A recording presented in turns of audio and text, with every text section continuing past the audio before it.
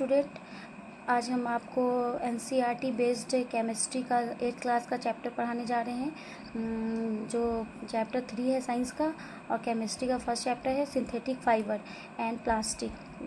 Chapter का नाम है the cloth made of fabric. जो जिस फैब्रिक से हम लोग का कपड़ा बनता है वो फैब्रिक किससे बनता है? फाइबर से बनता है। और फाइबर कहाँ से मिलता है? नेचुरली और आर्टिफिशियली सोर्सेज से बनता है। जैसे नेचुरली सोर्स हो गया, सिल्कवॉर्म हो गया, ये सब।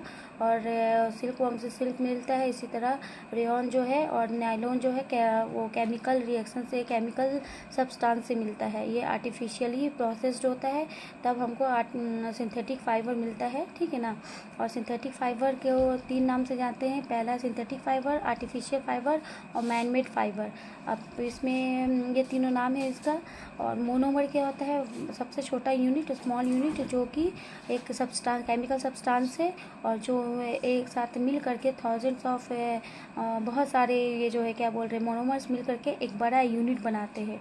ठीक है ना। इसको मोनोमर कहते हैं। स्मॉल यूनिट को मोनोमर कहते हैं। और जो बड़ा यूनिट बनता है, उस थाउजेंड्स ऑफ मोनोमर्स को मिला करके जो एक यूनिट बनता है, लार्ज यूनिट बनता है, उसको पॉलीमर कहते हैं।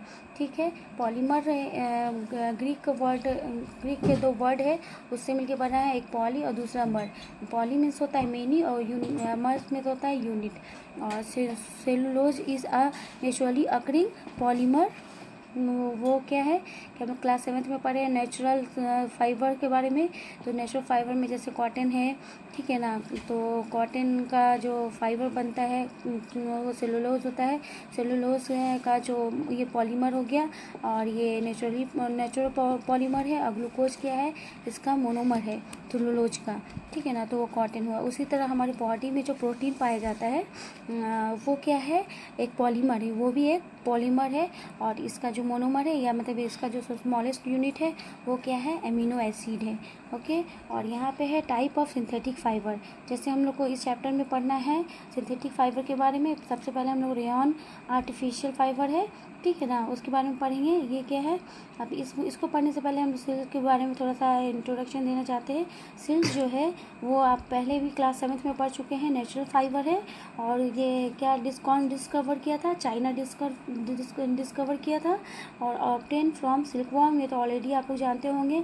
और ये सिल्क जो क्लॉथ है वो क्या ब्यूटीफुल टेक्सचर इसको होता है, और बहुत कॉस्टली भी होता है इसकी वजह से ये। ठीक है ना।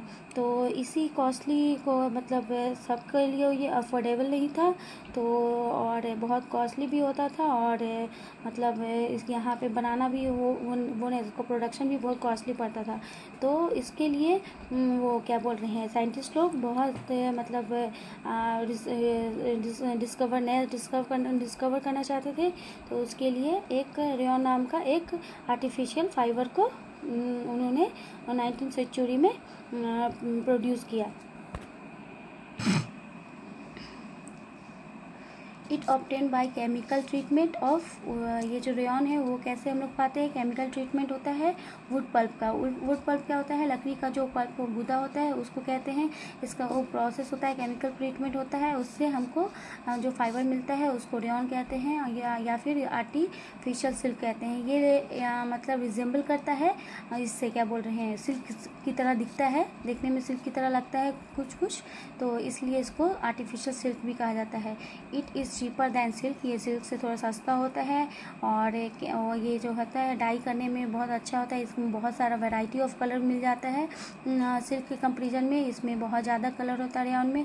रेयॉन को जब हम मिक्स करते हैं कॉटन से, तो वो बहुत अच्छा क्वालिटी का बेडशीट भी बनाता है। और मिक्स करते हैं वूल से, तो वो होता है में कारपेट बनाने में काम आता है। ओके। अब हम नायलॉन के बारे में पढ़ेंगे। In 1931 it was prepared from coal, water and air. Okay. और it is first fully synthetic fibre. ये फर्स्ट फुल्ली सिंथेटिक फाइबर इसलिए कहते हैं क्योंकि ये टोटली केमिकल सब्सटेंस से बना है और केमिकल ट्रीटमेंट से बना है। और ये क्या, it is strong, elastic and light. ये स्ट्रॉन्ग होता है, इलास्टिसिटी इसमें ज़्यादा होता है और हल्का भी होता है, और ये चमकीला होता है, लस्ट्रस होता है, इजी टू वॉश होता है, सो बिकॉज वेरी पॉपुलर, इसलिए ये सब प्रॉपर्टी होने की वजह से ये ज़्यादा पॉपुलर है लोगों के बीच।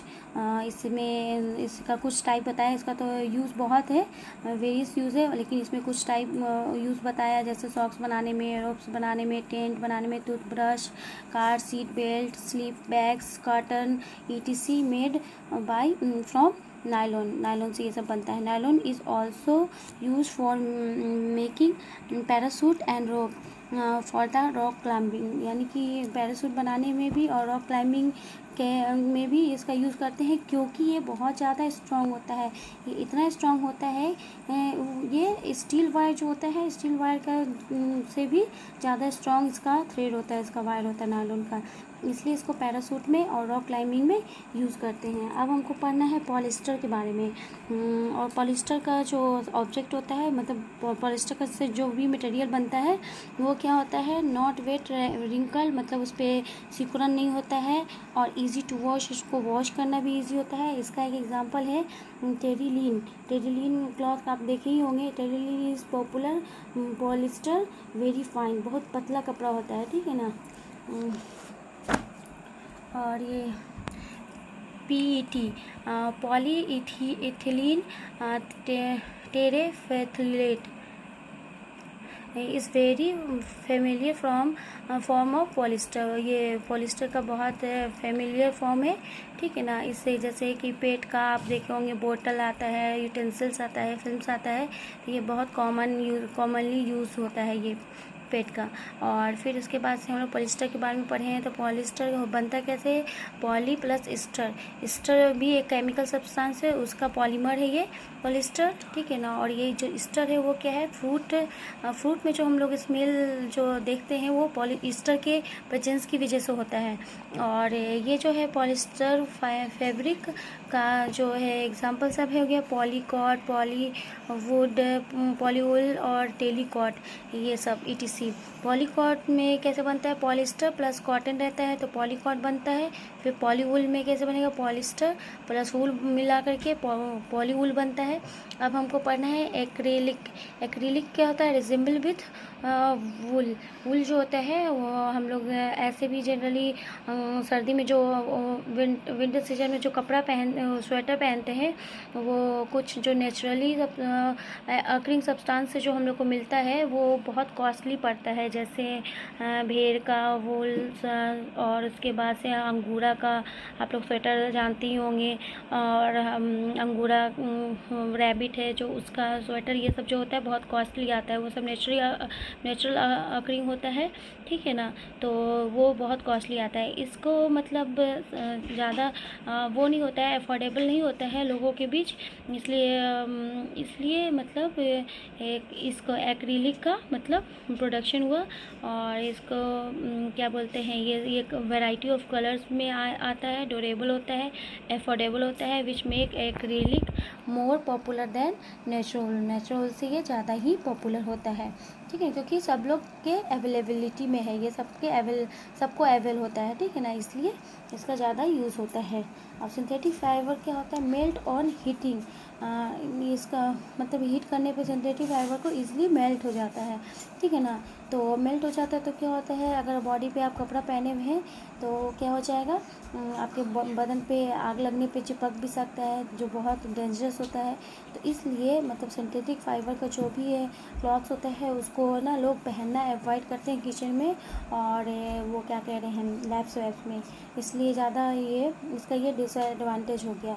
अब प्रोटोकेमिकल ऑल सिंथेटिक फाइबर्स आर, जितना भी सिंथेटिक फाइबर्स बनता है इसमें नंबर्स ऑफ प्रोसेस होता है ना, बहुत ज़्यादा रॉ मटेरियल का यूज़ करके पेट्रोलियल ओरिजिन कॉल पेट्रोकेमिकल, तो बहुत ज़्यादा प्रोसेस से गुजरता है, इसलिए इसको पेट्रोकेमिकल कहते हैं।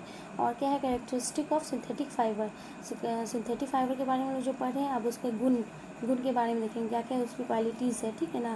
ड्राई अप क्विकली, बहुत जल्दी सूख जाता है, ठीक है ना। आप देखते हैं कि ड्रायर में हम लोग ड्राई करते हैं तो क्या होता है, कपड़ा ये सिंथेटिक जो फाइबर का जो भी होता है, रेयॉन, नायलॉन हुआ, वो फ़ौरन ही सूख जाता है, ठीक है, ड्राई करते ही सूख जाता है। ड्यूरेबल होता है, ज़्यादा लॉन्ग लास्टिंग होता है, लेस एक्सपेंसिव होता है, ज़्यादा महंगा नहीं होता है, रेडीली अवेलेबल और आसानी से मिल भी जाता है हर जगह, और इजी टू मेंटेन, और इसको मेंटेन करना बहुत इजी होता है। Okay, thank you. और नेक्स्ट क्लास में हम नेक्स्ट वीडियो में आपको हम प्लास्टिक के बारे में बताएंगे। Okay, bye.